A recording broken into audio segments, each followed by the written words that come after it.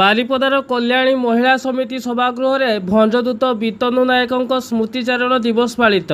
ଭଞ୍ଜ ମାଟିର ଗୌରବ ସ୍ୱର୍ଗତ ବିତନୁ ନାୟକଙ୍କ ସ୍ମୃତିରେ ତାଙ୍କର ତିରୋଧାନ ଦିବସ କଲ୍ୟାଣୀ ମହିଳା ସମିତି ସଭାଗୃହରେ ସୋମବାର ସନ୍ଧ୍ୟା 7টাରେ ଏକ ସ୍ମୃତିଚାରଣ ସଭା ପାଳିତ ହୋଇଯାଇଛି। ବିତନୁ ସ୍ମୃତି ନ୍ୟାସର ଅନ୍ୟତମ ସଦସ୍ୟା ଆଡଭୋକେଟ କାବେରୀ ମିଶ୍ରଙ୍କ ସଭାପତିତ୍ୱରେ ଆୟୋଜିତ କାର୍ଯ୍ୟକ୍ରମରେ ଓଡ଼ିଶା ସାହିତ୍ୟ ଏକାଡେମୀର ପ୍ରାକ୍ତନ ସଦସ୍ୟ ପଦ୍ମନାଭ ସାହୁ ମୁଖ୍ୟ ଅତିଥି ଭାବେ ଯୋଗ ଦେଇ ବିତନୁର ଆଦର୍ଶରେ ଆଜିର ଯୁବପିଢ଼ି ଅନୁପ୍ରାଣିତ ହୋଇ ମା ମାଟି ପ୍ରତି କର୍ତ୍ତବ୍ୟ କରିବା ଉଚିତ ବୋଲି କହିଥିଲେ। କାର୍ଯ୍ୟକ୍ରମରେ ବକ୍ତା ଭାବରେ ସାମ୍ବାଦିକ ଦୀପକ କୁମାର ନାୟକ, ସାହିତ୍ୟିକ ଇଞ୍ଜିନିୟର ସତୀଶ ଚନ୍ଦ୍ର ବେହେରା, ମୟୂରଭଞ୍ଜ ସାହିତ୍ୟ ପରିଷଦର ସମ୍ପାଦକ ମନୋଜ ଦୋଳ ବେହେରା, ବିତନୁଙ୍କ ମାତା ହାରାମଣି ଦଳେଇ ପ୍ରମୁଖ ଯୋଗ ଦେଇ ବିତନୁ ନାୟକଙ୍କ କର୍ମମୟ ଜୀବନ ସମ୍ପର୍କରେ ଆଲୋକପାତ କରିଥିଲେ।